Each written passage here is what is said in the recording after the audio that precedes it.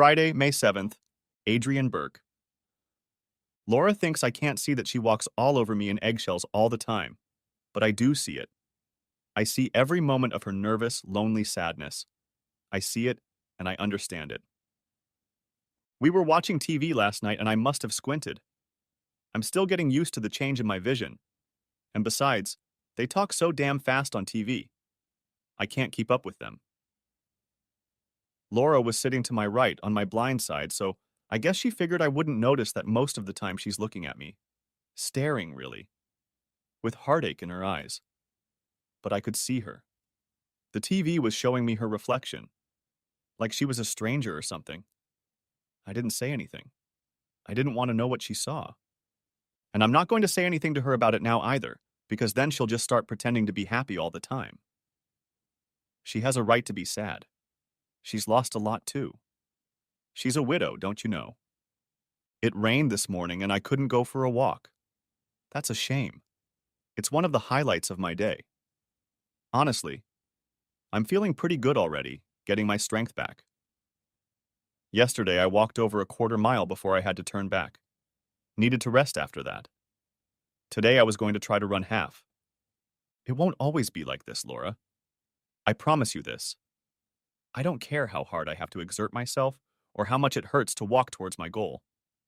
I will be me again. Someday I can walk all the way to Castlewood if I want to. Wednesday, May 12th. Laura Burke. Adrian hunches over the packet the doctors gave him and counts on his fingers. He counts to 4, pauses, and curses. Clenching his fist, he starts over. The second time he manages to get to 5, but everything falls off when he tries to move his hand from one to the other. For a long time, he stares at his hands, flexing and unbending them, studying his knuckles. Then he starts all over again. Honey, I say, why not let it rest? The doctor said you should try to give it 40 minutes a day, and it's been 2 hours. I'm going to have to step it up if I want to be anything other than a salesman at Walmart for the rest of my life. If I want to get off this damn medication at all. So that's what it's all about. The medication. I put a hand on his shoulder. Exercising too much won't do you any good. You'll overwork yourself. Good. He looks up and smiles at me. I still get a little teary every time I see my husband's new face. If I put my best foot forward, I'll start to develop stamina, right? Maybe? I don't smile back. I study the way he looks now, trying to find as many traces of his natural appearance as possible. I find quite a few places on his face that still look the way they used to. I fix my gaze on one of these safe places, and for a moment I see my husband as he used to be. Most of the details are still in place.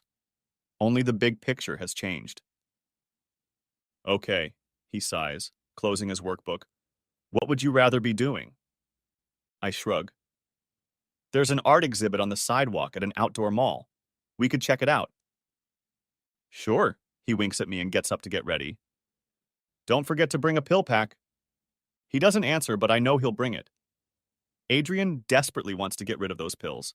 They're affecting his ability to work. In fact, we haven't had sex once since I've been away on a business trip. It's really bothering him. I guess he sees it as an insult to his manhood. Men are so stupid about these things. No. He called the doctor on Monday and told him about the problem, but I guess they are hesitant to change the medication so early. Mood meds are a tricky game, and when they find something that works for them, they become very immobile about it. We just have to stay in touch with them, wait a little while and see how it goes. It's easy for them to talk. I can hear his voice from the hallway. It's a little slurred, but he's gotten much better with it. Honey, he calls out, where did I put my shoes? I smile to myself, but the smile doesn't last long. You put them on, honey, I reply. There is silence in response. Then something hits the wall hard. I run. Adrian? I call out, getting no response. Adrian?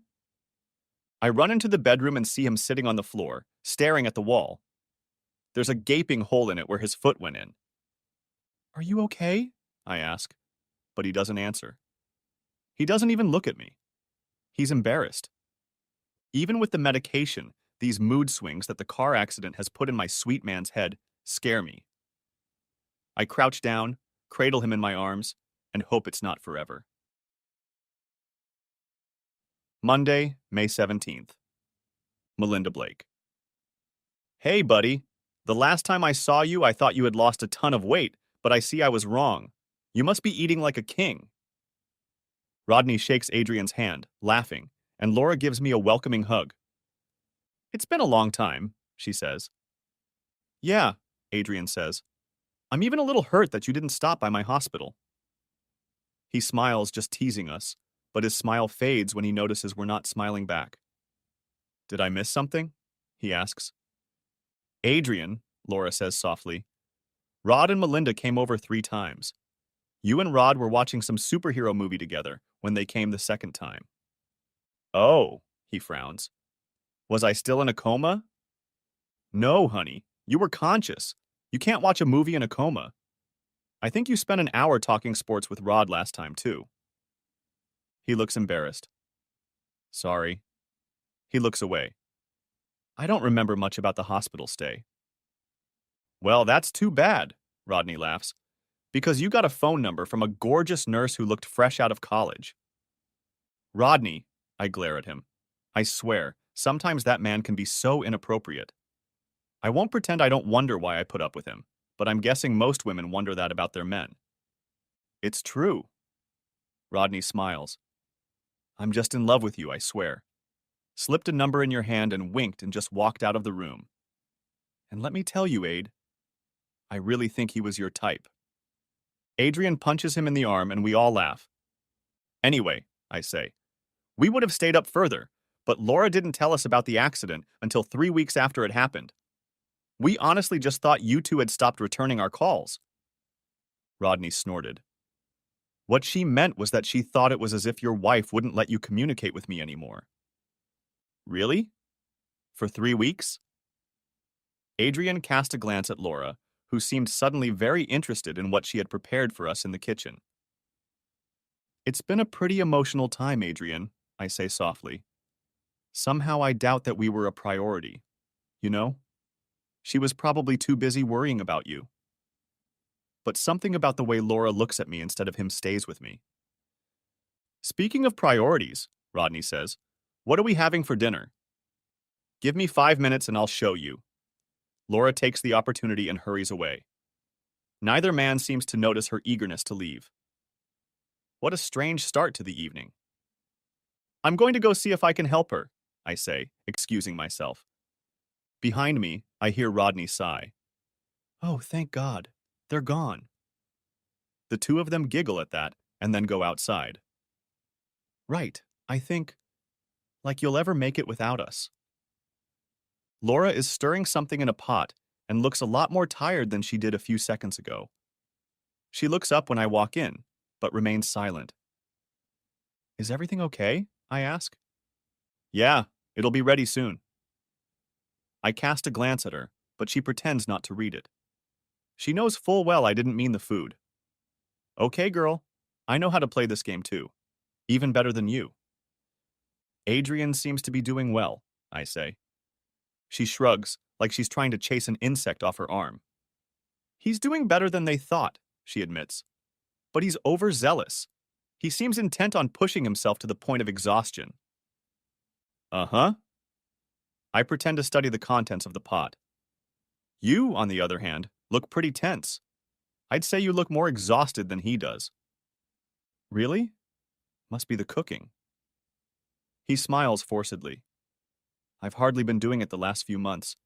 I was worried I'd lost my touch. Something in her gaze is about to break. I return her forced smile in the same way I received it. It's time to break down that wall. Laura, if you need someone to talk to, know that I'm here for you. Her face contorts and she sobs. I'm pregnant, she cries. Oh my God, Mel, I'm pregnant. What am I going to do? Now that it's out, she sort of leans on the counter, putting her hand to her forehead. Along the way, she grazes the stirring spoon and smears the bean sauce over her right eyebrow. A tear drips onto the counter, but she looks a little relieved that she finally said it out loud. I cast a glance down the hallway. The men are still gone. Good. They tend to ruin moments like this. I sympathize and congratulate her in equal measure, saying, "Oh my God, what a year you're having," and pull her to me for a hug. Then I pull back and look at her. Adrian doesn't know yet, does he? She shakes her head. I can't tell him. I can't. Well, maybe not yet, but soon, I think. How far along are you? I grab a napkin and wipe the bean gruel off her forehead, playing mother to mother. I think about 10 weeks. So you'll show up any day now. I'm surprised you haven't shown yet.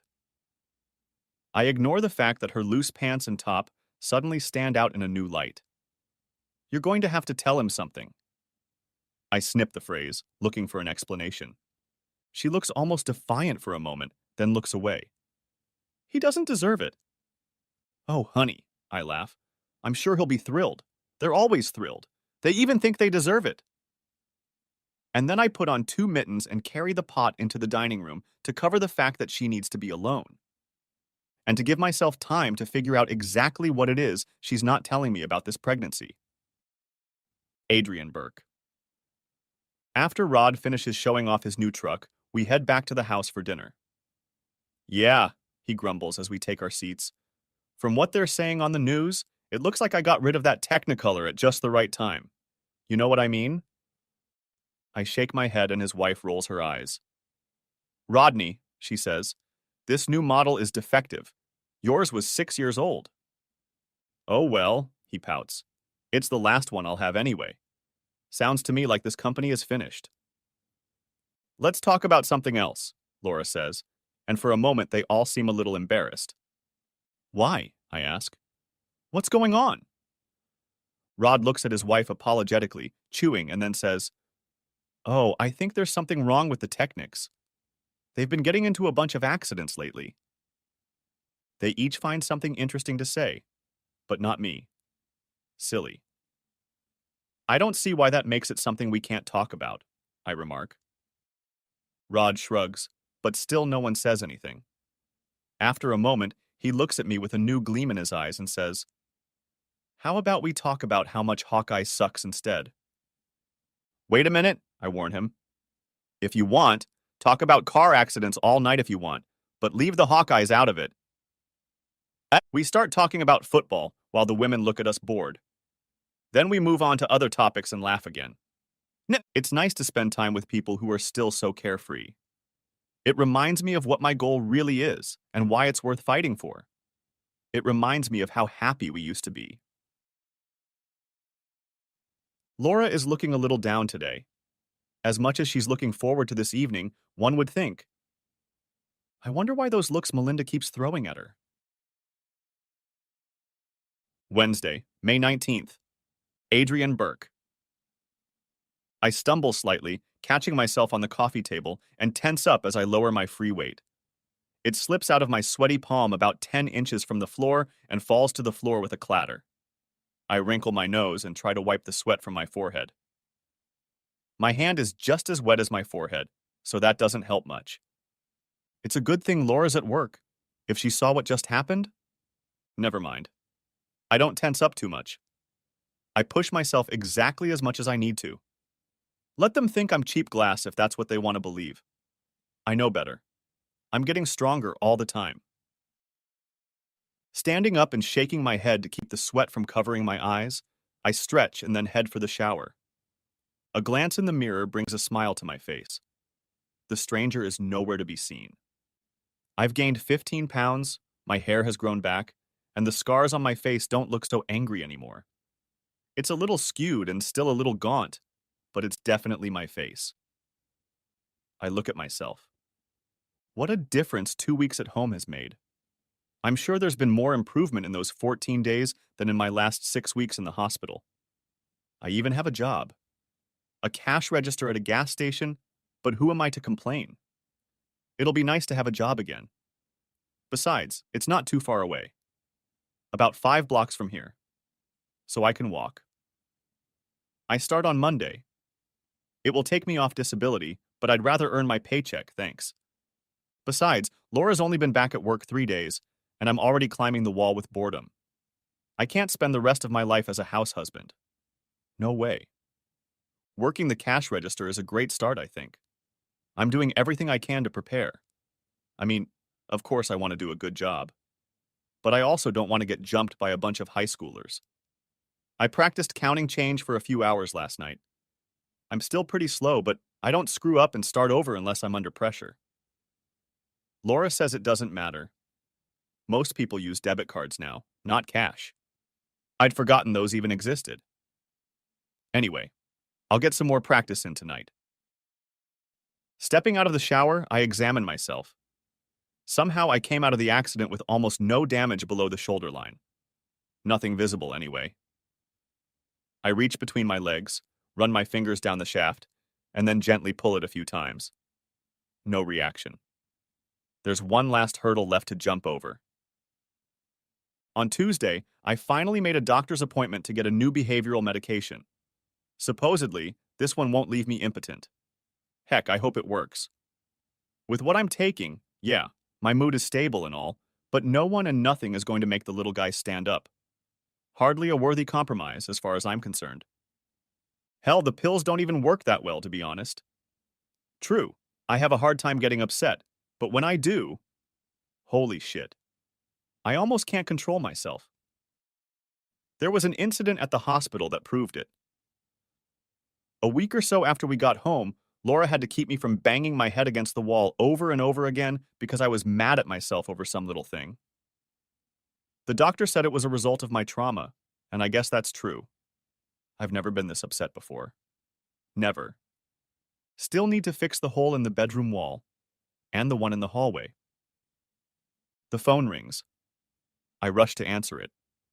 "Hi, honey," Laura says tiredly. She's been saying that a lot lately. "How was your day?" "Not bad. I worked out, read part of a book, thought about chores that need to be done. Mostly missed you." "Me too. I'm used to being with you all the time. I miss that. Listen, I'm going to have to stay late tonight to catch up. I'll be there no later than 6:30. I promise." "Oh." I try not to betray the disappointment in my voice. "Good. Don't forget that your mom will be stopping by in a few hours to check on you. Be sure to let her know if you need anything." "She doesn't have to do that, Laura. In fact, I wish she didn't. It's just the first week of living on your own, honey. We want to make sure everything's okay. Then she'll go back to Castlewood, and that'll be the end of it." "I'm not a baby," I snap. "I don't need a babysitter." There's a pause, and I realize she's trying to phrase her answer in a way that will calm me down and prevent another hole in the wall. "I know that," she says slowly. "We're all worried about you, but only because we love you. No one thinks you're incapable." I take a deep breath, trying to calm the anger. It doesn't work. "Okay," I say. "Okay. I have to go, honey," she says. "Bye. I love you." I shake my head, hanging up the phone. They're not just worried because they love me. I know they do. And I look forward to showing them that they don't have to worry at all. Thursday, May 20th. Amanda Dole. I'm sure I'm hiding the flash of anger and frustration I feel when Adrian tells me that Laura is late for work for the second night in a row. He doesn't seem to notice it. I help him make dinner and clean up afterward, make a few phone calls. Then I find a flimsy excuse to stay late until Laura gets home. Adrian doesn't seem worried. Why would he be concerned? He may remember that there were a lot of late nights in the weeks before the accident, but he doesn't remember that it was all a lie. Adrian is in the kitchen counting coins when Laura's headlights flicker on the living room wall. I jump up and run out the front door, waving my arms, trying to get her attention before she opens the garage door. Stopping and rolling down the window, Laura frowns. "Mom, is something wrong? Why are you still here?" "Don't open the garage door. I don't want Adrian to come out here and overhear us." She bites her lip. "What's going on?" "Turn off the car and come out here." I'm too old to lean over and whisper. For a moment, her expression tenses, and I almost expect her to open the garage door and leave me standing there. But then, with a sigh, she turns off the engine and climbs out of the car. If it's because I got held up at work, she says, I'm sorry. There's just so much. Don't lie to me, girl. I snap back. Unlike your loving husband, I know all your little secrets. I don't know what the hell you're letting on, but I called your office today and several people assured me that you weren't late. In fact, you left a little early. About 3 hours ago. So don't lie to me. She stares at me intently, her whole look reminding me of that little girl I caught stealing cookies from the kitchen a quarter century ago. What is it? Mom, She licks her lips and makes an indignant expression. What exactly are you accusing me of? You're not stupid, Laura Burke, and neither am I. So stop talking like we're fools. She looks ready to deny it, moves her jaw like she's chewing on something, and then just slumps back against the frame of the car. Okay, she says. Good. I went and talked to Victor tonight. She jerks her head up. But we just talked. I'm not sure what she expected. Hell, I'm not sure what I expected. But we were both caught off guard when my hand flew out and slapped her hard. Of all the stupid, selfish, damn things you can do. I realize my hands are clenched into fists and stretched out in front of me, and I step aside. I almost feel like crying. My daughter is doing this. My daughter. Mommy, she says, already crying. I can't see him. I swear. I had to talk to him about the baby. I stop breathing. The baby? What grandchild? A beautiful, tiny, chubby, hand-me-down innocent creature? And it's Victor. Are you sure? I ask, voice trembling. Mom, look at me. I look, and suddenly I see. We were all so fixated on Adrian that it was right in front of our faces, and we didn't notice. She's gaining weight. She wears loose blouses that hide the bulge, but it doesn't last long. This is also the first time I've seen the deeply retracted bags under her eyes. Oh, baby, I gasp. Oh my God, baby, my grandson. We hug, two crying women. Oh, Bill, why didn't I make you come with me? Finally, I push her away from me. Are you sure it's Victor? She looks at the ground. Yeah. Shit. Yeah. The more I ponder this, the more it upsets me. Will my grandson have that son of a bitch as a father? Will he have his eyes? His tendencies? Will he want to know about it? Did you go to see him tonight? Why? To tell him. I thought he had a right to know. I look at her. The newfound compassion is gone. Had a right to know? Had a right to know? You stupid bitch. What rights does he have in this house? How can you feel obligated to this man? What about Adrian? Have you thought about him? About how this will affect him? Or were you only thinking about yourself again? I'm trying to do the right thing, and I've already screwed up so badly. I jabbed a finger in her face. I think you were planning your escape. Matthew. She looks devastated. Damn it, Laura, if you... Hey! A man's voice comes from the front door to the house. What's going on in here? Oh no. Adrian Burke. I thought I heard voices. I didn't expect it to be Amanda and Laura. This family doesn't yell at each other. I wonder what got them so riled up. Stepping out into the darkness and squinting my only good eye, I approach the two women. Laura looks confused and crying. Her mother looks strangely frightened. She must be ashamed that I caught her yelling at her daughter. I only catch Laura's indignant shout and the beginning of Amanda's reaction, but I think I figured out what's wrong.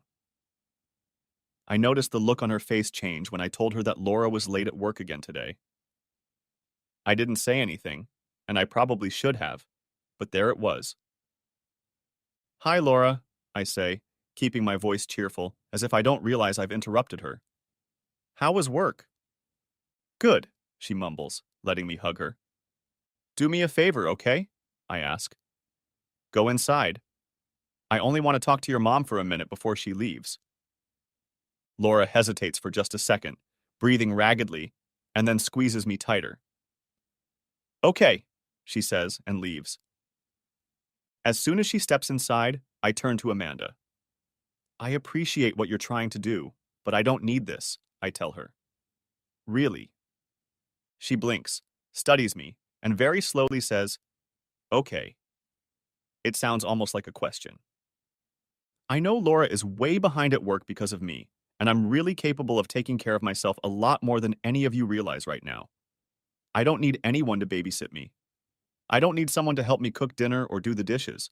I can do it myself, and I don't need you to lecture her for working late. If she stays home a few hours late to make it to work, it will make her life easier. Well, I can give her that, right? I make sure to look her straight in the eye to get my point across. I can't give my wife very many things, Amanda, but what I can give her is a lack of dependency. Let me give her at least that. She looks like she's about to cry. Okay, Adrian, if that's what you want. Okay. We hug, she squeezes me tightly, and I thank her. Why don't you go say goodbye to your daughter, I suggest, and I'll put the car in the garage. She looks at it. Is that a good idea? I almost laugh. I'm pretty sure I can drive the sedan 25 feet into an empty two-car garage. She smiles and strokes my cheek. You're a good man, Adrian.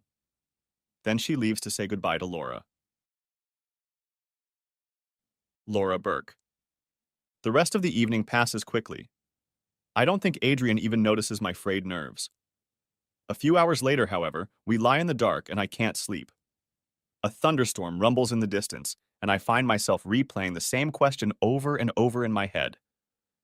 When are you going to tell him? God, I don't know. If I wait a few more days, maybe I won't have to. Maybe he'll figure it out on his own. At least then I won't have to say those words. I'm trying to fantasize a way to make things right. What I do every night. When suddenly Adrian stands up and starts talking, shaking me awake. I didn't even realize he was still awake. When I asked you about talking to the baby, he says, you mentioned that you were working late, right? My body goes cold. He's still putting the pieces together. I'd hoped he was done recovering memories. Yes. We were in the process of reorganizing because of the slow economy, and I was part of that process. He is silent for a long time. He doesn't lie down and look at me.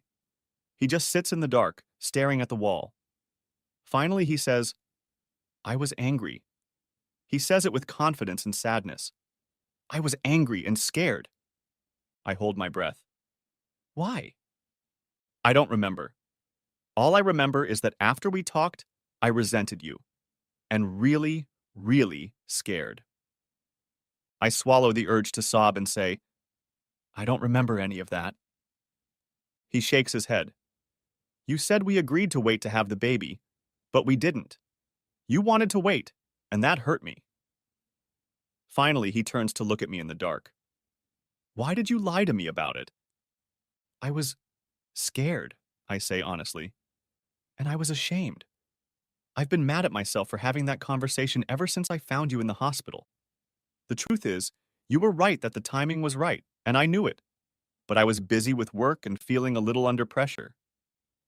If I could do it again, I would go back and be just as excited as I was the first time. I'm ashamed of myself for doing things differently. I guess in a way I've noticed that. You are ashamed of yourself. But why was I so scared? What was I afraid of? My mouth went dry. I imagined, dear husband, that it was at this point that you began to suspect me. I imagined that you left this conversation halfway through to find out that I was sleeping with someone else. I say, maybe you were afraid that I would never be ready to have a baby. Suddenly it hits me. Is this really the moment? Should I tell him I'm pregnant? I can have a little chat about how far I've come, and he still doesn't remember that we haven't slept together. Maybe it's... No, he says. No, it was something else. Something about that conversation scared me. I bite my lip. The moment is gone as quickly as it appeared. I love you, I whisper, because I don't know what else to say. I love you too, he replies. Then, after a moment, if you remember anything that might point to the reason for my fear, you'll tell me, won't you? Of course I will. Thank you. He lies down, and I can almost feel him falling asleep.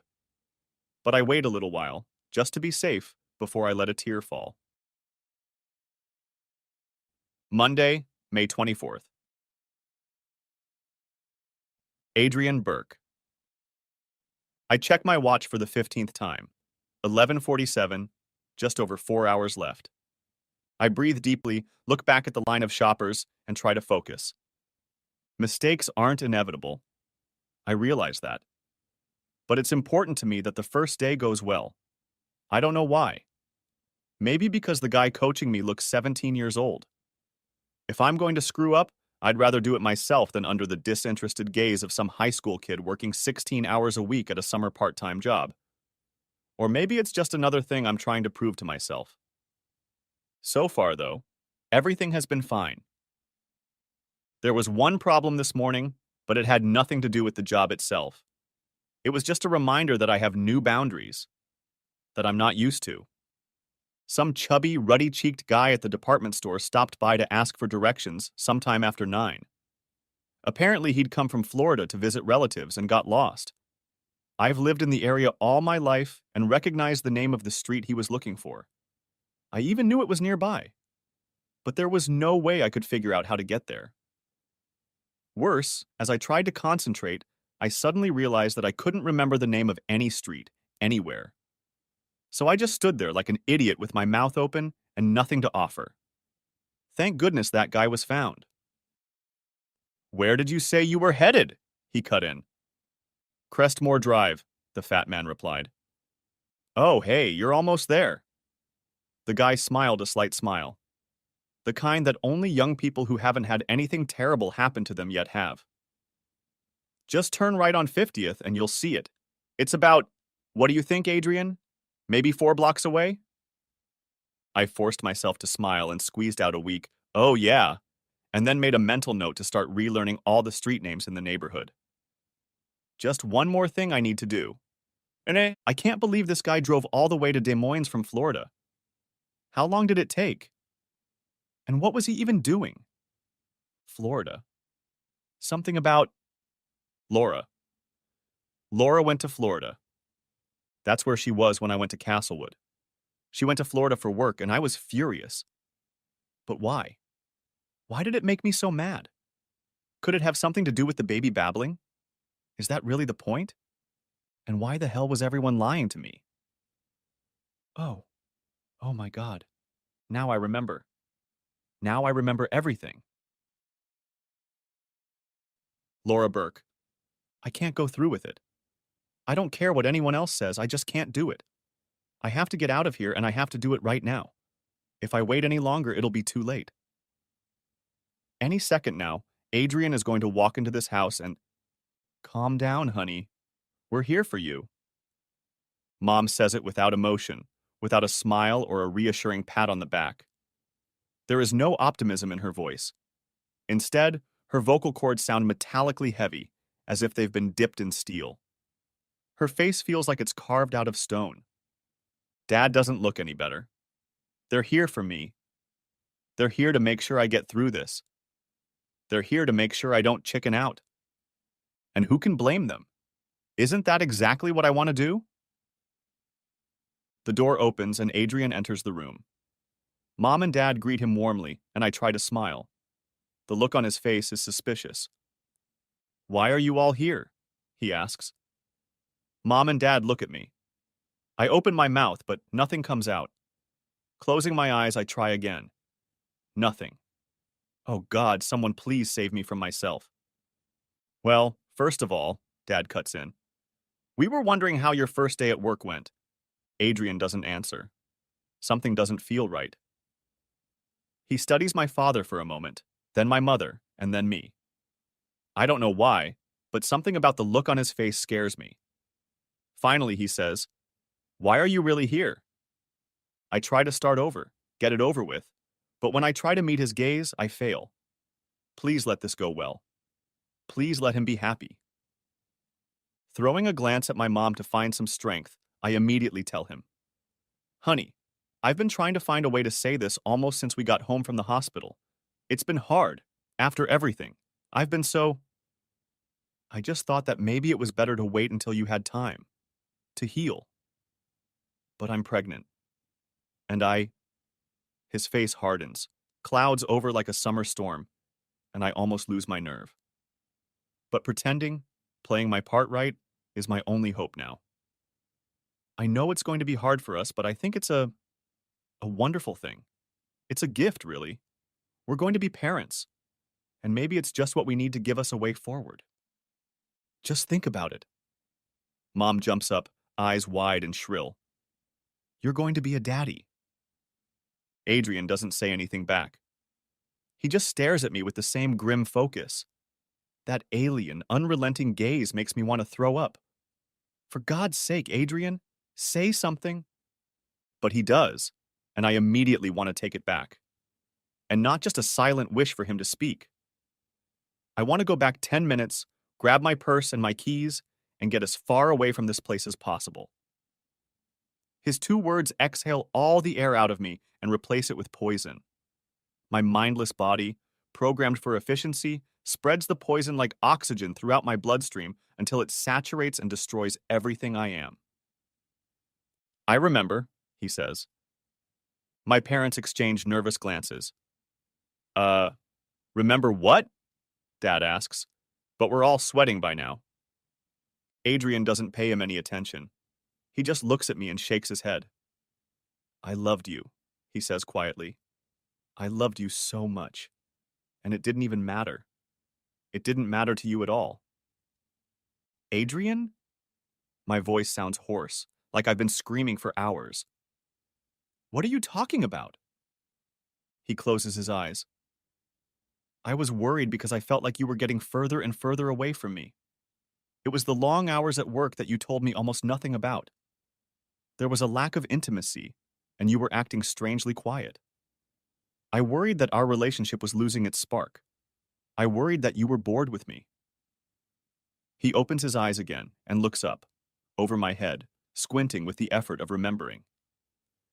We were planning on starting a family this summer. I told you about it in hopes of getting some sort of positive response. I was actually looking for some small sign that you still loved me. His face contorted into a grin, the scars giving her a particularly horrifying look.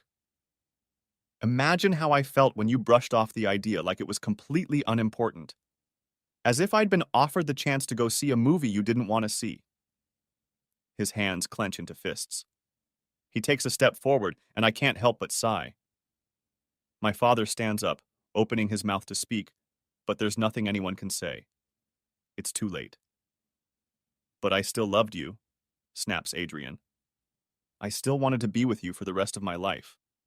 So when you told me about your little work trip to Florida and made it clear you didn't want me to go with you, I did a little reconnoitering. His chuckle gradually turns into a mask of tragedy and his anger into a manic maelstrom of sadness. And I found out about you and Victor. Oh, he shook his head. I found out everything. But not until 4 hours after you left on your little trip.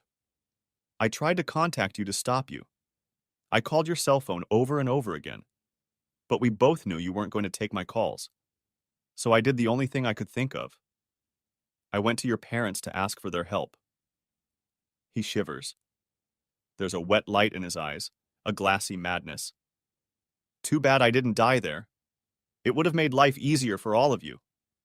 Laura could have finally been with her true love, and you two, he waves his hand toward my parents, would have been spared having to lie to me all those weeks. Everyone could grieve a little, and then go on their merry way. And all I had to do was die. Adrian, wait a minute!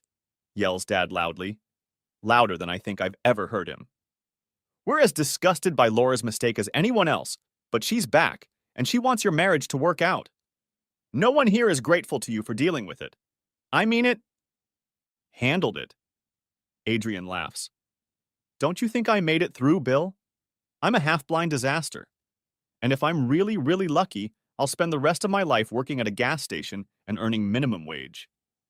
You're getting stronger and smarter every day, Mom insists.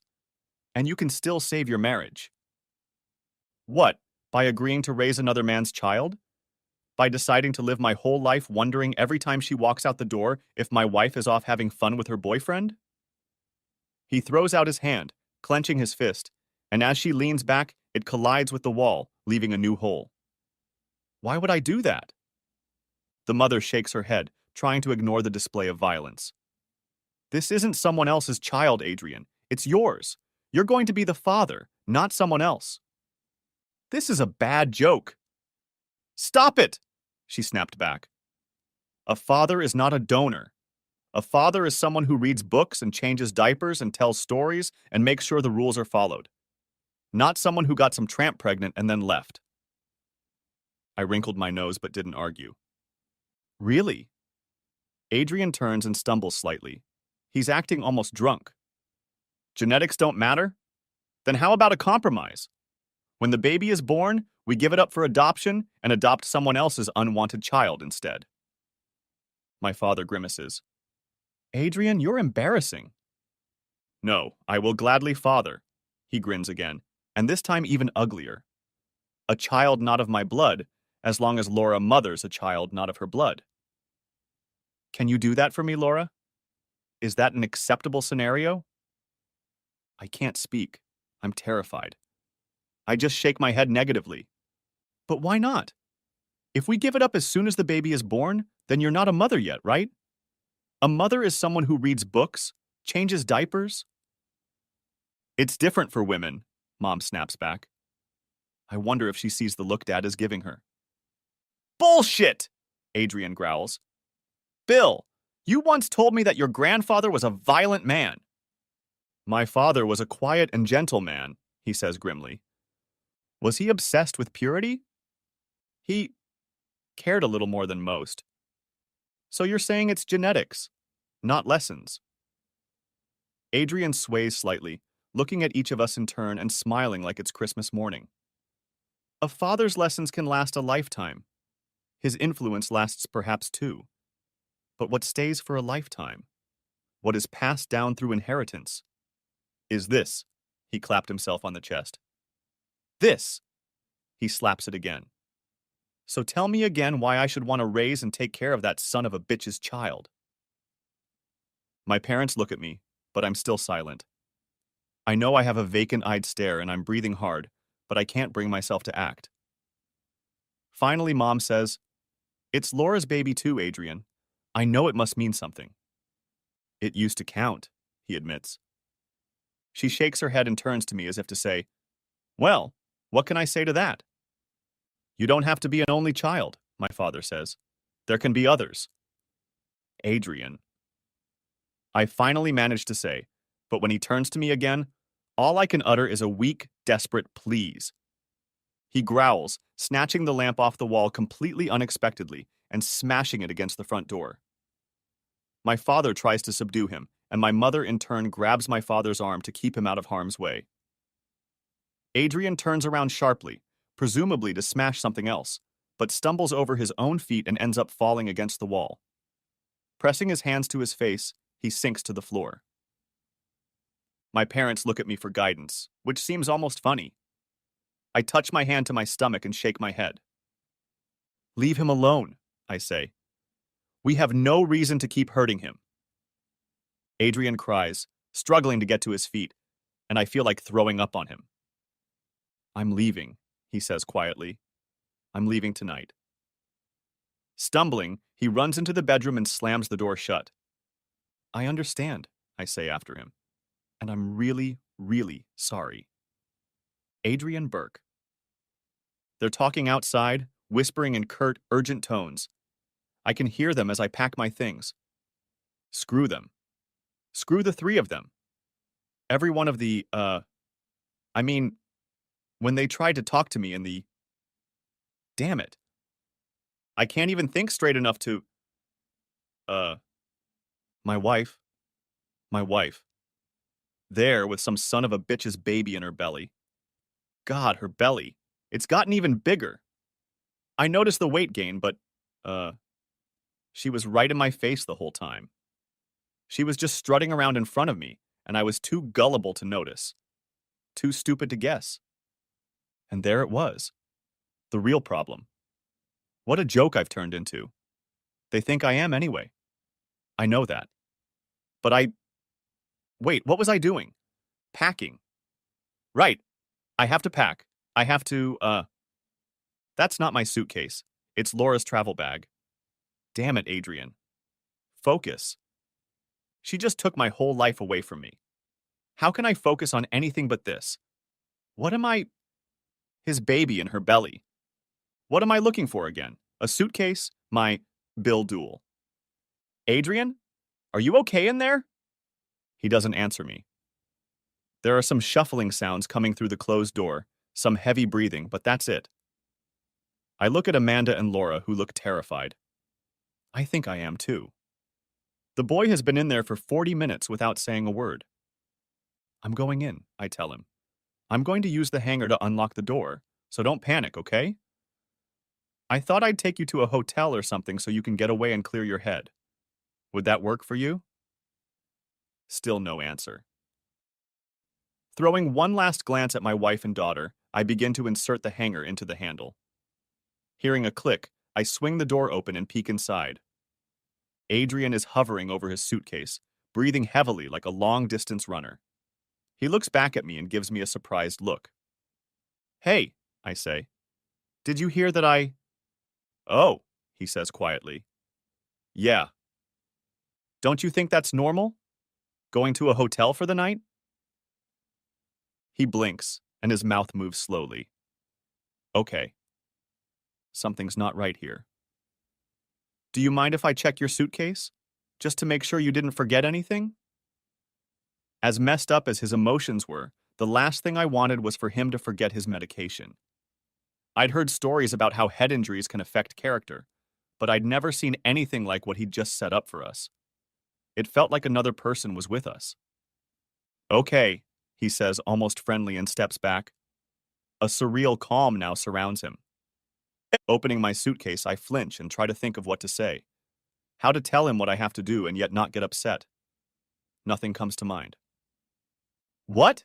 He asks, leaning forward, but his voice still sounds detached and strange. Is something wrong? Adrian, I say, what exactly did you pack? Some clothes? Mine? Probably just hers. Why? Look at this and tell me what you see. I wave my hand at the suitcase. He squints at the pile as if trying to make sense of it, like he's looking at something far away, and then he just shakes his head and looks at me. What? He asks. I study his face. His kind eye is glassy, unfocused. The blind eye is red, and the area around it is swollen and puffy. It looks like fresh trauma. His pupils are dilated, and he seems... Adrian, I say quickly, did you take your pills? He nods. My evening pills, he smiles. Did you take them from the pill box Laura filled for you? His smile grows wider. No, I made it myself. He makes a surprised face. Isn't that great? I can... The expression on his face dazzles again. He's sweating. He blinks rapidly, opening and closing his mouth without offering any more words. How much did you take? He holds out the pharmacy vial. It's completely empty. My pills, he says. I took my pills. Then he collapses on top of me. Shit. Amanda, I call out. Call 911. Laura runs into the room and holds her arms out to Adrian. But he's too heavy for me to support him, and she's not much help either, so I steer us, falling onto the bed. We land right next to the suitcase he's carefully filled with all the socks he has. Part 3. Tuesday, June 8th. Laura Burke. Good morning, Adrian. I set my coffee down. How did you sleep? He barely glanced at me and yawned, making his way to the kitchen and starting to prepare breakfast. When he raises his hand to grab a bowl of cereal, his shoulder pops loudly, like someone snapping their fingers, and I flinch. He doesn't react to it in any way. He's been practicing so much these past few weeks that I'm sure it's a stress injury. I don't know what he even does besides lifting weights, doing his mental exercises, and going to work. And I don't need to hear his joints crunching to realize how heavy those loads are for him. It's enough to look at him, and I can see it.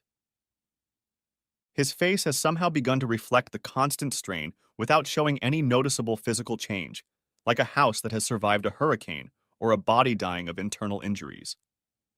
His eyebrows are permanently furrowed with creases, like a man who has lost his glasses and can't see without them. Under his eyes are deep pits of bags. The pressure he puts on himself will lead to destruction if he doesn't learn to let his body and mind at least recover a little every now and then. But he's fixated on his goals. He wants to walk away, leave that lying, cheating bitch and move on with his life. And leave his to me. And who can blame him? Do you need me to wash the sheets? I ask. This bed hasn't been cleaned in ages. I can do that. He eats his cereal on his feet, pacing on the linoleum as he chews. But thanks. It's not really a problem. It's my day off, and I'll do the laundry anyway. Let me do it for you. It's okay, Rhea. He suddenly turned and looked at me. Did you and Victor ever... I look away. No, we've never done that. That's good. He goes back to pacing. I should have asked before I started sleeping there. I try to think of something to say, but all I can come up with is this. He took me in our bed, Adrian.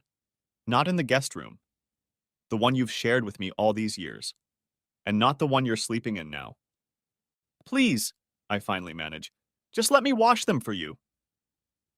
He stops pacing and finishes chewing the piece in his mouth. Yes, good. They could use it. Thanks, Laura. Then he goes back to walking and eating. We've been communicating so well lately.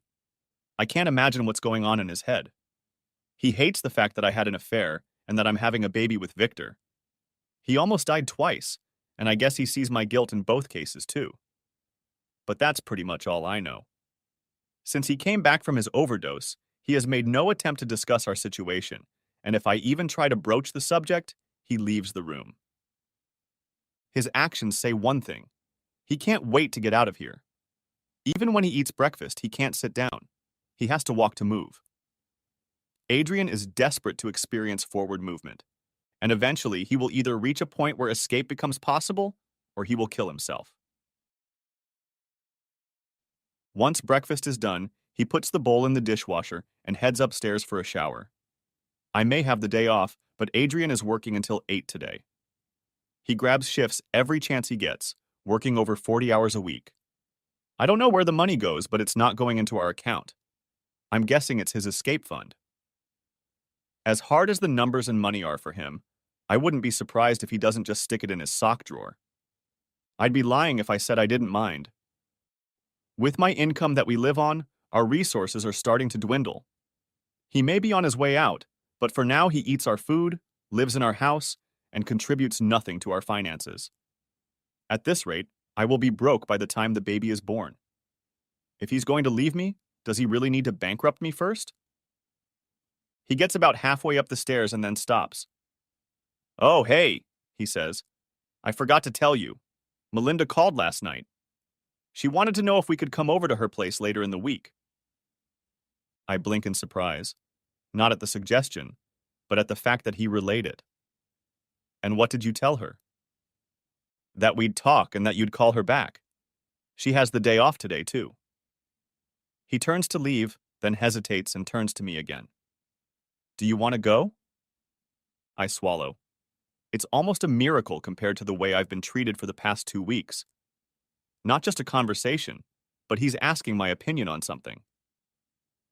What about you? I ask in response. He shrugs. I guess it would be nice to be around friends.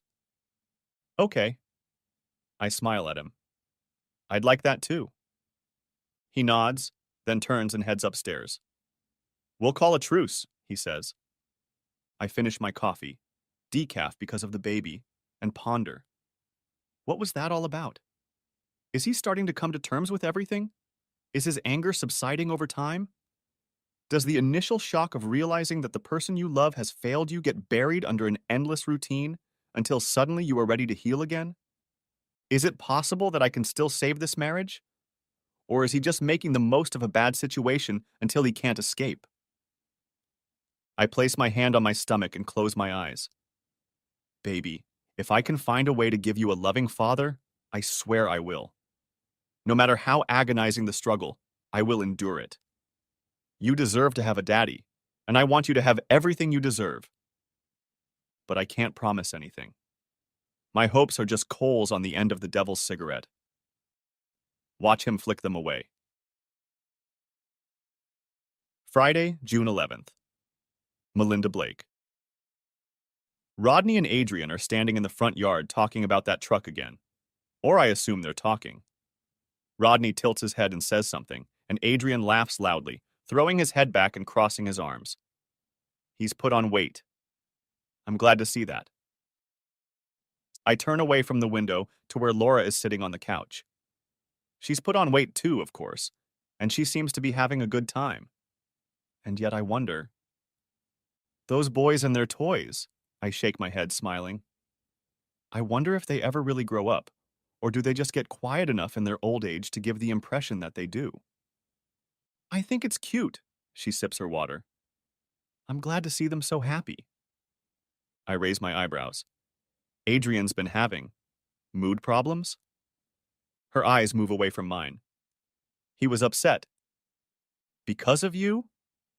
She blinks. What makes you think that? But her cheeks flush slightly, and I can see her physically fighting the urge to bite her lower lip. Honey, you two have been here for almost 2 hours, and he hasn't said a word to you.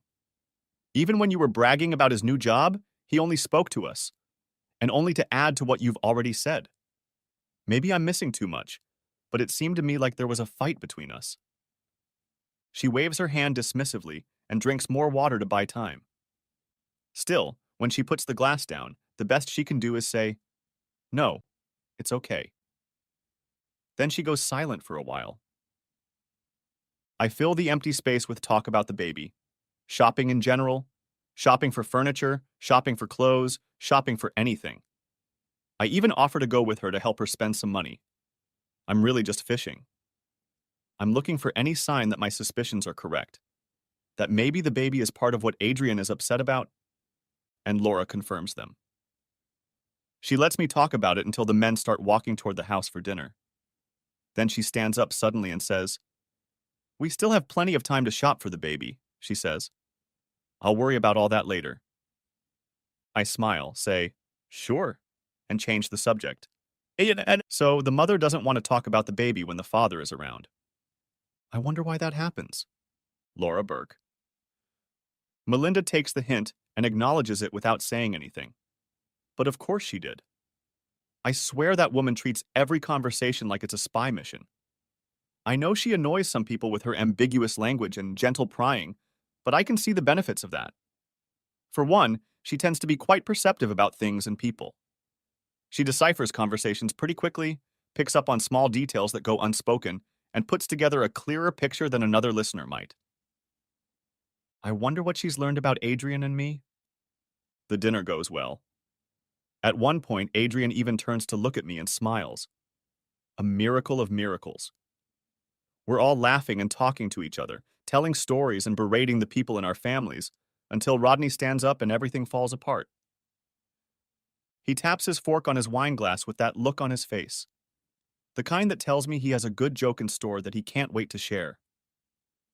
Melinda turns and throws me a look of utter horror that I can't understand. Then she reaches out to grab him. But it's too late, and he begins to speak.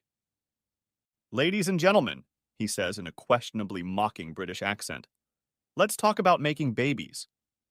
He looks at Melinda's hand, tugging at his sleeve, and snickers. I can see that my wife is eager to hear more, but then I should have feared the same. Babies, my good people, are medically tiny versions of very old people. They are usually created by two people, or, in some cases, animals who are very fond of each other, mostly to get their friends to buy them presents. They are also widely known as a way for men to make their male friends miserable by getting their wives to start talking about childbearing as if it were a pleasant experience.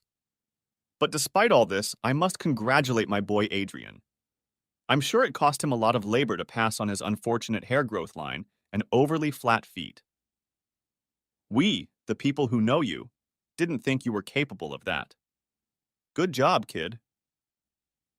Sitting back down, he looks around the table and smiles, expecting the usual laughter and barbs that follow his speech. He sees Melinda's annoyance, my own expression of horror, and the dark cloud that we all noticed had descended over Adrian's face, and his smile fades. Did I say something wrong? He asks. Suddenly, Adrian starts laughing. His shoulders shake violently and he grimaces with pleasure. The laughter builds up like a blossoming flower until the volume becomes horribly exaggerated and he almost can't breathe from its force. Not at all, he says at last, wiping a tear from his eye. Not at all. It's just that you left something out of your little speech, Rod. Let me fill it in. Adrian, I plead. Don't. First of all, you congratulated the wrong person. Turns out I didn't get anyone pregnant. Laura's baby won't have my hairline or my legs because I'm not the father. What's more, I haven't passed anything on to anyone yet and may never get that opportunity. Rodney frowns in embarrassment and looks at his wife. Melinda, however, doesn't return his gaze. She looks directly at me, squinting. I can almost see her putting the pieces together. She bites her lower lip and tilts her head, and I can't look at her after that. Instead, I stare at my nearly empty plate. I don't understand, Rodney admits, still stunned. Did you two use a donor or something? Sort of, Adrian chuckled again. While I was in a damn coma and lying in a hospital in Des Moines, Laura was on a cruise ship off the coast of Florida with her boyfriend. It's a real romantic fairy tale. She loved him in high school, but her parents thought he was a bad influence on her. They kept her away from him as best they could, but apparently, true love will find a way out. Classic fairy tale, isn't it? He grins. Actually, as it turns out, the only reason I was in Castlewood at all on the day of the accident was to try to get her parents to help me convince her that she was making a mistake.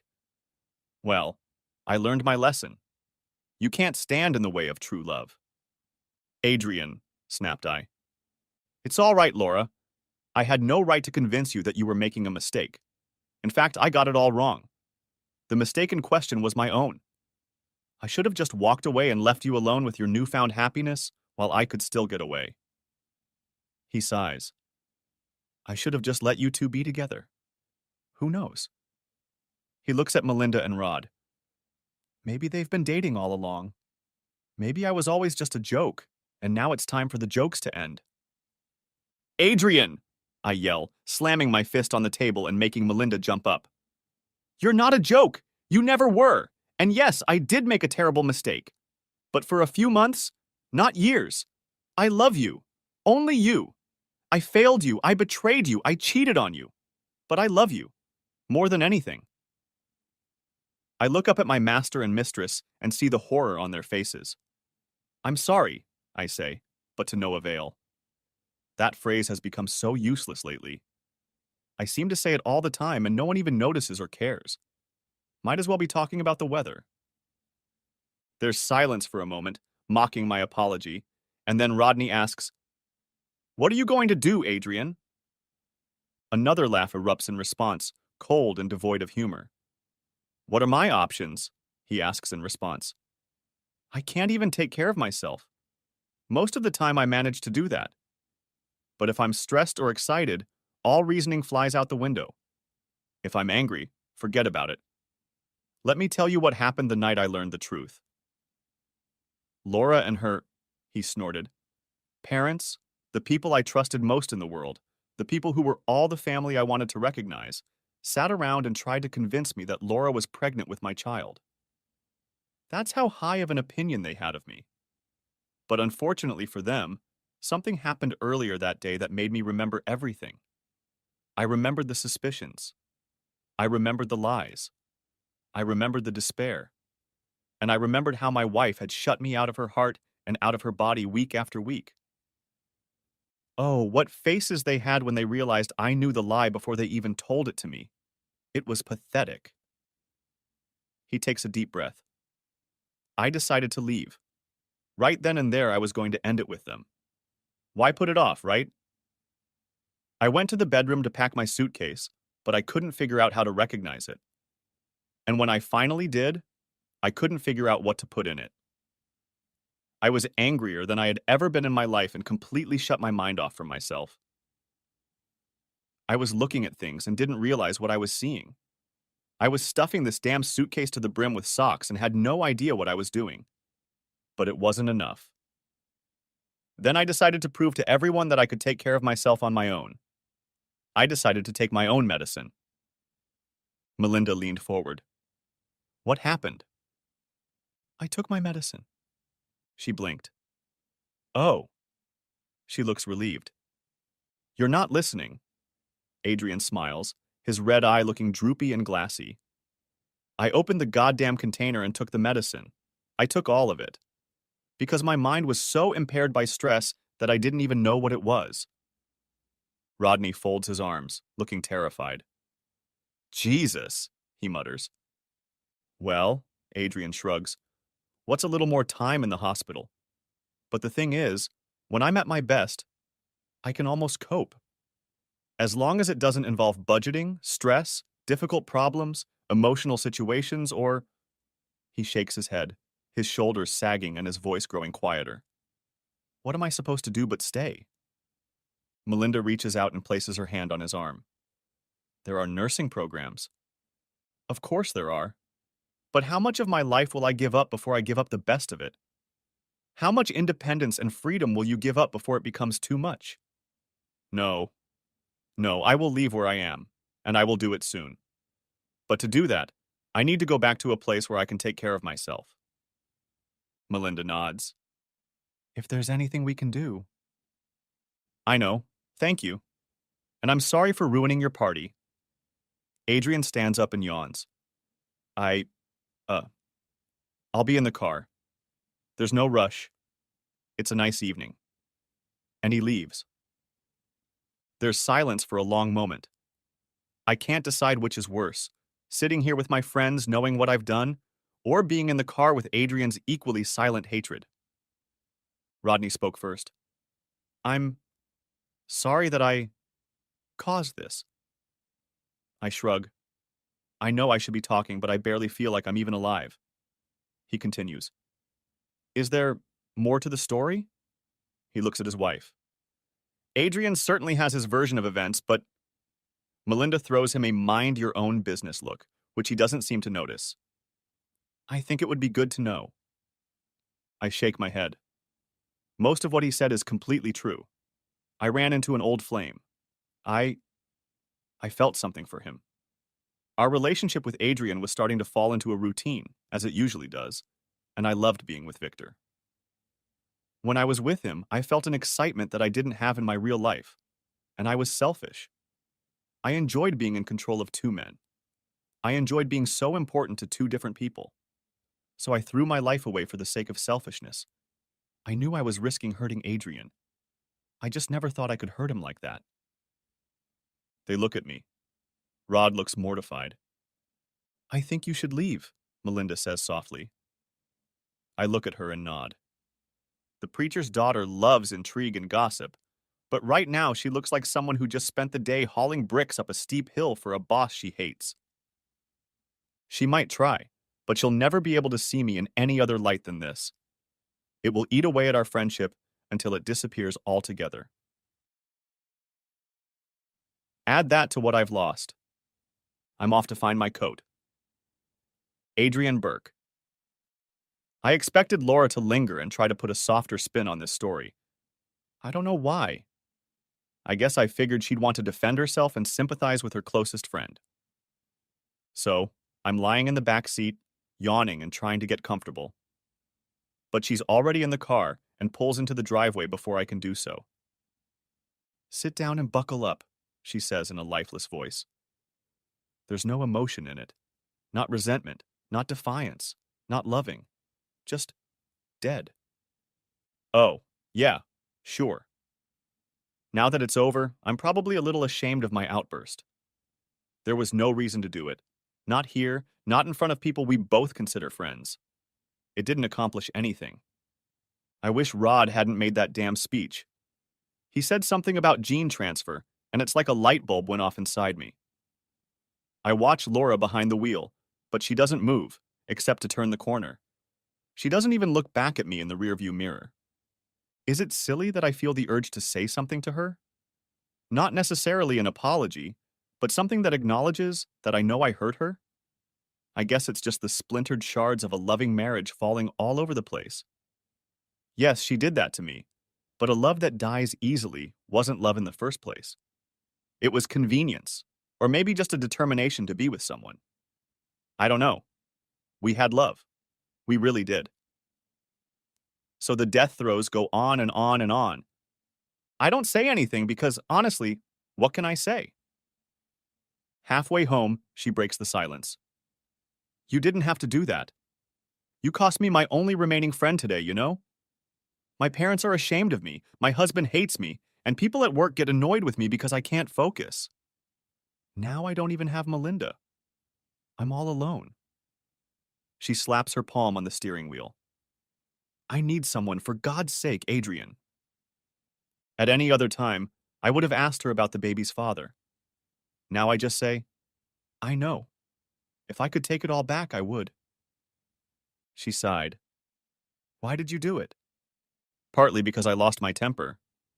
What other reasons? There's only one other reason, I admitted. But I don't want to talk about it. And I want to, damn it. I want to talk about it. What other reason would make you jump me out there? I look out the window and see a stranger for the first time in weeks. He's watching me intently. Because I'm so sad, I tell them both. She's silent for a while, but I see her wipe her face a few times. Personally, I don't know if I have any tears left in me. Well, she says, if you wanted to hurt me, you did a pretty good job of it. I hope this at least makes you feel good about yourself. I look at the stranger. His face is contorted, angry, and horrified. His mouth is wide open with too many teeth in it. He looks hungry. I blink my eyes a few times, look again, and see only myself. It's not like that, I say. I don't like it at all. She sobs, then takes a few deep breaths, trying to pull herself together. When we get home, she drops into a chair at the table and sits staring at the floor. I walk past her, heading for the bathroom. This night is over. I just want to sleep. You don't have to shut me out all the time, she says. You can leave me when the time comes, but while you're here. I almost don't answer, but then something occurs to me. I stop and turn around. I really have to shut you out, Laura. I'm sorry. It's the only defense I have right now. If I don't, then... Tonight was the result of me trying to find a way to stop keeping you at a distance. The more we're around each other, the worse it's going to get. I start to look away, but then I stop. Look, I say, I'm really sorry for what I did. Anyway, I'm sorry. She doesn't say a word. She doesn't even blink. She just stares at the floor and puts her hand on her stomach. After a while, I hear her whisper something to the unborn baby inside. She still sits there when I go to bed. Saturday, June 12th. Laura Burke. The dream is simple but strange. I am back in my old room in my parents' house, the way it was when I was a child. Mom and Dad talk to me as I remember them as a child, even though they look as old as they are now. I respond to them like it's all perfectly normal, but I look my real age too. My belly is obscenely, monstrously swollen from pregnancy. I am a grown woman sitting on a baby bed and calling it my own, bloated with impending labor. Honey, Mom asks from the doorstep, have you done your homework yet? No, I answer irritably. I'm watching the wind. Oh, she says, throwing me a reproachful look. Just remember to make it before you go to bed. I will. I turn away from her and look out the window. All I see is water. Calm, reflective, peaceful water. This house sits on the ocean, and we need it to go on land. I stare at the horizon, frustrated. Then, in the distance, An unusual blur appears in the air. I don't know how else to describe it. The water becomes choppy, the clouds seem to speed up, and a mysterious haze moves swiftly in our direction. I blink my eyes in my sleep and smile. The wind is coming closer. Mom! I shout. Daddy, it's here! The wind! He's here! Good, Father responds from the basement. Now go get Adrian. Quickly. Adrian? I ask. The name is familiar to me, but I can't name him. Who are they asking me to call? And why? Yes! My mom yells, running into the room and shaking me by the shoulders. Adrian! Call Adrian! Hurry or we'll miss the wind! I can't make out what she's saying, and her fingers dig painfully into my shoulders. Why do we need Adrian? Who is he? Mom recoils from me in horror. What do you mean, who is Adrian? She asks, taking small steps backward to increase the distance between us.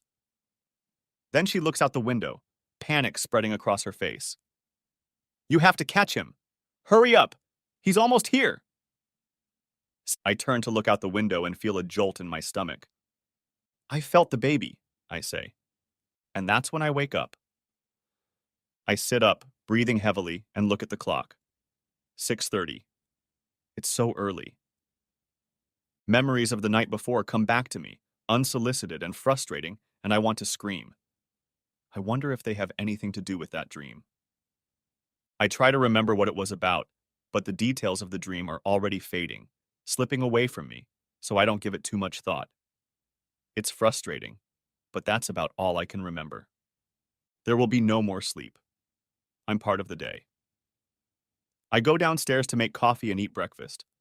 The refrigerator hums, the eggs sizzle, and I almost burn my hand because I'm not paying enough attention. Melinda will be gentle with him. I know she will be. There will still be the occasional phone call, maybe even a few meetings, and for a few more years she will send Christmas cards. She'll complain about how we don't have time to see each other anymore, how nice it is to talk to me again, and then we'll make tentative plans that never materialize. The preacher's daughter was my last friend. What does that say about me? As I turn to grab a glass for my orange juice, I see my cell phone flashing. Curious. Who could have called me between 11 and 6 o'clock? I open it. It's not a call. It's a message. From Victor. Miss you, it says. That's funny. The only person in this world who cares about my absence is someone I wish I'd never met. Is that true? I doubt it. Even now, when I think of him, I can feel my thumb stroking the strings of my heart. We can't control who we fall in love with, or who we lust after. But there is no future for us, not for anyone. This is the first time he's tried to contact me since we met to talk about the baby. I don't know what I expected from that day. I guess I imagined that he would beg me to be a part of his son or daughter's life, beg me to help raise him, and I would turn him down and live the rest of my life with Adrian at my side. What an incredibly stupid girlish fantasy.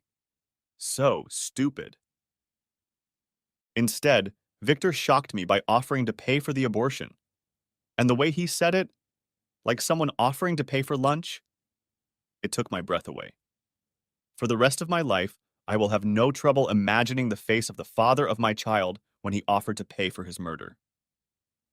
The way his smile turned into a promise, the way his eyelids drooped slightly, like he was flirting. I drove away immediately and threw up in the parking lot before I got home. Miss you. What a joke. Do I have to respond to something like that? Here I am, all alone. Adrian will never accept this baby, and Victor doesn't deserve this. I delete the message and close my phone. Then I eat my breakfast without tasting anything. Monday, June 14th. Adrian Burke. Do you have a minute? Sure, she says. A smile appears at the corners of her lips, but there's a flicker of apprehension in her eyes. It's a very conflicted expression. Why? I think we need to talk about what happens next. Laura's smile fades to nothing, and the conflict turns to simple fear. Oh, okay. She turns off the TV and I sit back in my chair. I've been thinking about this conversation and how I want it to be since we had dinner with the Blakes. But now that the time is right, I feel strangely nervous. I lick my lips and begin. First of all, I want you to know that I'm sorry for the way I've been acting these past few weeks. It's taken me a long time to get my emotions under control enough that they don't affect my decision making, and I'll never be done with it. But I don't like it, and I've stopped doing things to hurt you. She nods but looks very sad. I'm sorry too. I raise my hand. I promise to be brief and listen to whatever you have to say afterward. Here comes the harsh truth. I hope she's ready for it. So please understand that I'm not trying to hurt you, but just want to move on with my life when I say it's time for us to talk about divorce. She draws in air like a man who has just resurfaced after nearly drowning, and then lets out a small, almost inaudible moan. No, she says. I'm sorry, Laura. But you should have realized that the ending of this story was a foregone conclusion the moment it began. Even before I knew what you were up to, there was no twist that would have prevented us from being here. I love you, I really do. But there's no happy ending for us. And I want there to be one, someday, with someone. So it's over. She shakes her head. I can't accept that. There has to be something we can do. There has to be some way to get through this. She leans forward. All you have to do is tell me what it is, and I'll do it. I shake my head. Laura, please, Adrian, please. Just think for a minute. What do we have to do to save our marriage? What do I have to do to make you want to be with me again? I close my eyes. This isn't how I hoped she'd take it. Laura, I'm moving. I'm going to Chicago and I'm never coming back to Iowa. She looks at me. You're moving? Why are you doing this? What's wrong with Chicago? And what's wrong with Des Moines? I don't remember this place. That's what's wrong with it. My life is shit right now, and I want nothing more than a fresh start. If I can't remember this place, what meaning does it have to me? A bunch of streets? A couple landmarks? What difference does it make? I can't remember their names. But you could learn to. To do that, I'd have to want to learn. My wife betrayed me in this city. She cheated on me and left me. I almost died here twice. The less I remember about Des Moines, the better. She shudders. Chicago, she whispers. When? A little less than 2 weeks. I saved up some money at a gas station, and Rod's brother said he'd let me crash on his couch until I got a job and a place to live. Oh. Then she squared her shoulders. What if I wanted to move too? What if I wanted to come with you? Outside, the wind blew, making the house groan. You'll have to wait, I tell her. It'll be a few more months before you're ready. She frowns and opens her mouth as if she's about to ask a question. Then her eyes widen, and she puts a hand to her stomach. I'm not giving up my baby, she says. Don't ask me to do that. I'm not asking you to do anything, Laura. Not to give up my baby, not to move to Chicago, not anything. I'm just leaving. So stop asking questions and let me go. Her face folds, and a tear drips down her cheek.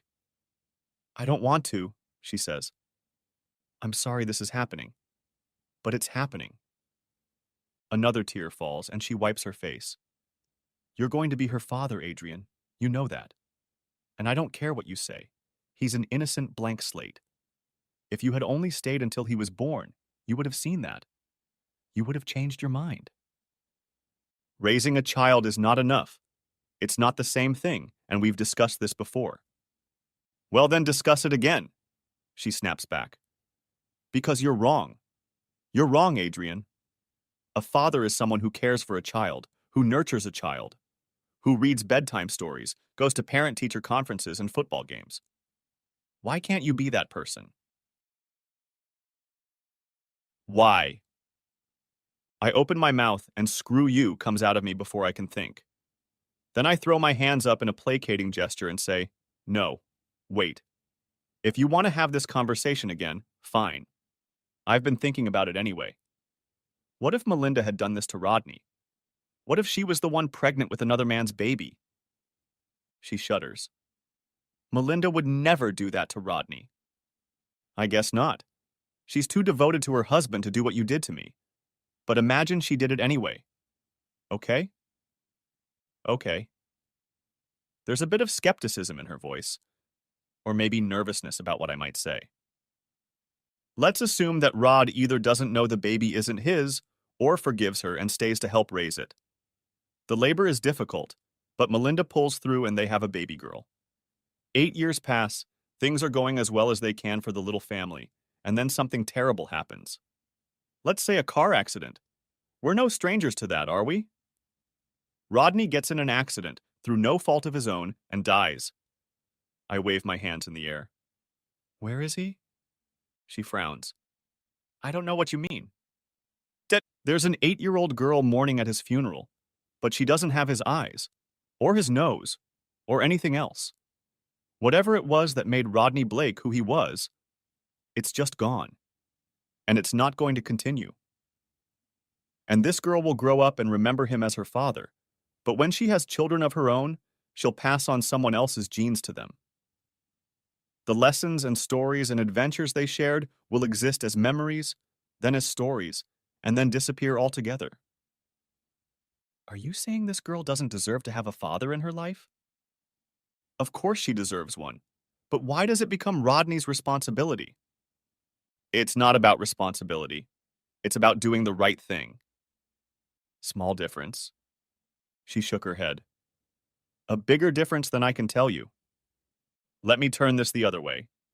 The challenger, Adrian. Just do it. I rise to my feet before I realize what I'm doing. We look at each other, both of us a little shocked. I need to maintain control or I'll do something stupid. Please, one more time, pretend. I sit up. Pretend that the baby in your belly was really mine, okay? Pretend you didn't cut me out of your life right before the accident and I accidentally shot past the goalie. Okay? She nods with a sad look. That would be great. Now imagine I died in an accident. Adrian. Just do it. So, our baby is in your belly and I'm killed. You grieve, you mourn, and then the baby is born. Like you said, it needs a father, so eventually you remarry. I shake my head. So you see your new husband, this supposedly caring man, as the baby's father? Am I really just a memory? Or do you take comfort in the fact that a part of me continues to live on through my daughter? I wait, but she doesn't answer. Tell me, Laura, if it had ended this way instead of the other way, would it matter to you at all that you see me in your daughter's smile, or in the way she thinks and speaks? If I died, and we had a child together, would you see my face in her frame and find my mannerisms in the way she acts? Or would you just see her as the child of this new person? Who's the father then, Laura? She snorts and lowers her eyes. I can't. Tell me. She'll always be your daughter, she admits, like a boxer slamming his face into the mat. So DNA does make a difference after all, doesn't it? Laura, if I'm walking to work tomorrow and I get hit by a car, where will you look for me? I look away as she starts to sob. There won't be anywhere to look, and you know it. We can still have kids of our own, she insists. I can't help but snort. You know, you're right there lashing out at me for taking your kid lightly, and you're just as ready to write it off as a mistake as I am. Oh, sorry about the bastard. Let's just surround him with real kids, and then maybe when people look at our pictures on Christmas cards, they won't notice. Disgusting. She lifts her head, eyes burning. That's not what I meant, and you know it. I mean, it doesn't have to be our whole family. We can have more. To what end? I may not be good with numbers anymore, but I'm not stupid. Financially, we're doing very poorly, and it's not going to get any better. I'm not going to suddenly start making $40,000 a year again. You're not going to win the lottery. I'm surprised you haven't already talked about selling the house and moving to a smaller one. She averts her gaze and blushes. Oh, and that was pretty soon, wasn't it? She nods. Well, Here it is. We're broken. I'm broken. When I get angry or upset, I can barely control myself. Why do you need this for your children, Laura? You can give them something better. She shakes her head, but after a while she says, Then go, Adrian. Just go. That's what you're going to do anyway. Then she gets up and walks back to the bedroom. The door closes. Outside, the wind picks up again, and the house complains about it. You're right, I say. That's what I'm going to do. I was just hoping you'd understand why. Wednesday, June 16th. Adrian Burke. My finger hits the plastic side of the container, and I drop the pill on the counter.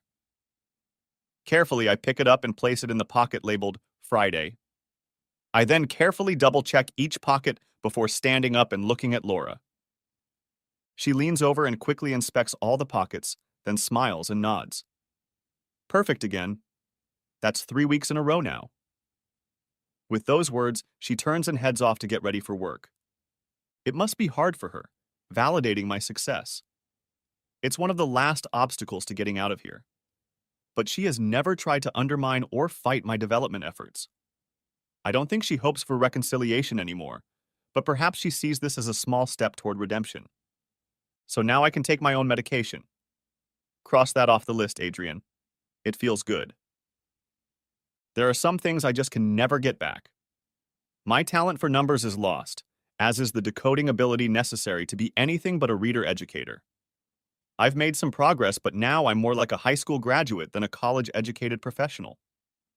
Emotions, too, will always be a complex and fickle problem. I can learn all sorts of calming techniques, but I can't fully control them. And I doubt I'll ever be able to control my actions when they overwhelm me. It's a strange experience, like I'm two people. After I do something mindlessly destructive out of anger, I can quite easily step back and look at it as an observer. I can shake my head and realize that what I just did was mean or stupid, and then the next time I get angry, I might just do it again. Whatever attitudes I used to have are gone forever. Because of my light scars and red right eye, a lot of people mistake me for a drug addict, especially when I get tired and start slurring my words. There's nothing you can do about that. But for the first time in months, I think about the future and feel excitement and hope. Congratulations. I turn around. Laura is standing in the doorway, dressed for work. She must have walked back in and I didn't even notice. Too immersed in my own thoughts. Thank you, I say, and smile at her. Then impulsively I ask, Can you tell me about it? She blinks. What? About the affair. What was wrong with our relationship, Laura? Was there something missing? I guess I hadn't really thought about it, but lately I've been wondering. Laura, to her credit, doesn't shy away from answering. I wasn't happy, she admits. I should have been happy, and I knew it, but I wasn't. A look of grim amusement appears on her face. Ironically, the only thing I want in the whole world right now is to go back to that time and stay there forever. I thought I was miserable then, but... She averts her gaze. Did you love him more than you loved me? I don't even think it was love. I may have enjoyed the carefree excitement of our time together, but I never felt anything that could be called love for him. I shake my head. She looks so tired now. Thanks for telling me, I say. She nods, turns to leave, and hesitates. I really wish you'd stayed, she whispers. I know. Her shoulders slump a little. She nods her head and walks away. Friday, June 27th. Laura Burke. I'm an idiot. Doing a stupid dance to a stupid song, and even though I know it, I go on and on. Today, Adrian is leaving me. I may never see him again. So what do? I run away. I couldn't sit by and watch him pack, and in my sudden, overwhelming despair, I ran away. Worse, I called Victor. Can I see you? I asked, my voice strangely calm. It seemed to be coming from somewhere else, like a ventriloquist's. Sure, he replied with a cheerful look. Come over. When I arrived at his house, he greeted me warmly. No questions about the baby, although he seemed eager to get romantic again. I don't think his stomach's bothering him, but it sure as hell bothers me. When I tried to talk about the future, about what might happen next, he pulled away. That's when I noticed the pictures on the counter. New ones of him and some woman. They were pressed against each other, skin to skin, smiling stretched white smiles as light as air. When I asked about them, he seemed relieved and said he'd been dating her for months.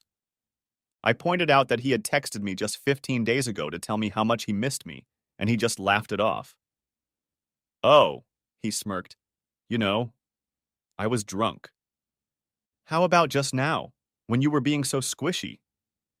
Another laugh, another smirk. I couldn't leave fast enough after that. I don't know why I even went. It's not that I want Victor. In fact, the more time passes, the angrier I get at myself for ever wanting him. But after everything that's happened, after the emotional roller coaster of the past few months, the thought of living alone as a single mom scares me more than the thought of being with an asshole like him. And as much as I hated him, when Victor first opened the door to let me in, when his eyes studied my figure, I felt something. Stupid, stupid woman. I guess the truth is, I just don't want Adrian to leave. If he's home when I leave and gone when I get back, it'll look like he's gone to work, or to the movies, or to meet a friend. If I have to say goodbye. It's been a strange couple weeks. Everything about the divorce has been very amicable, easy even, and he was in such an incredibly good mood. He was kinder, gentler, and easier to talk to than he had been in recent weeks. It's like some stranger is living in my house. In my house. Yes, I have a house, and with Mom and Dad's help, I might even be able to keep it. They're going to move to Des Moines to be closer and help with the baby. That's another concession they're going to have to make for me. Mom's fine with it, but Dad's always hated the city. Considering how brutal the last few months have been and how miserable the time with him has been, you'd think losing Adrian wouldn't bother me so much. Since the accident, there had always been some sort of barrier between us. My infidelity, his injuries, my secrets, his discoveries, our shared anger. I can barely remember what our marriage was like when things were good. But for some reason, I still want to keep it. It's like I'm losing something important, something essential, but I can't figure out what. Turning onto our street, I see that he and Rodney are still loading the truck. It looks like they're nearing completion. Shit. I really didn't want to see that. I pull over to the curb, about a block down the road. All right. I'll watch you drive away, but you won't make me say goodbye. Settling in to wait, I turn on the radio. My station is playing some awfully happy song about how beautiful Friday night is, but I'm not inclined to agree with that right now, so I scan the dial. Past hard rock with a whiny singer and hip-hop, I stop on a strange singer with gravel in his voice. I turn up the volume. What's that? He sounds like he's rinsing razor blades and healing whiskey cuts. The music underneath is soft and melancholy, but seems almost amateurish. It doesn't suit my tastes at all. I guess I like beautiful voices and simple lyrics. A year ago, I might have liked this song Friday. But now something about it is mesmerizing. At first, I struggle to make out the words, but as the music picks up and the singer starts to almost howl, it becomes a little clearer.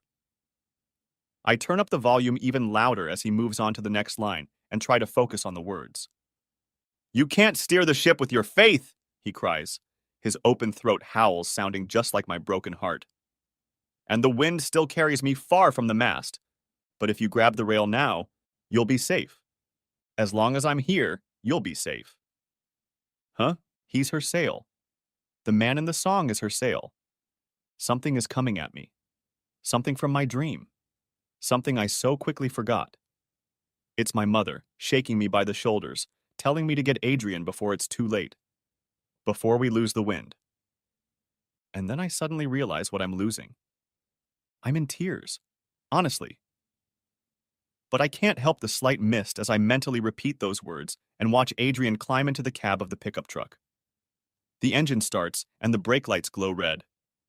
I see him fasten his seatbelt. I'm lost at sea. And I have been for a long time. I just didn't know it.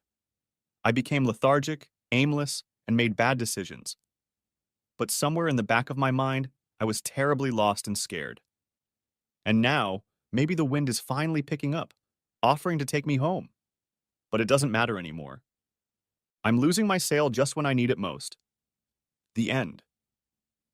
If you haven't watched the first part of this video, the link will be in the description. Thanks for watching, I hope you enjoyed it, so subscribe to my channel and watch the next video.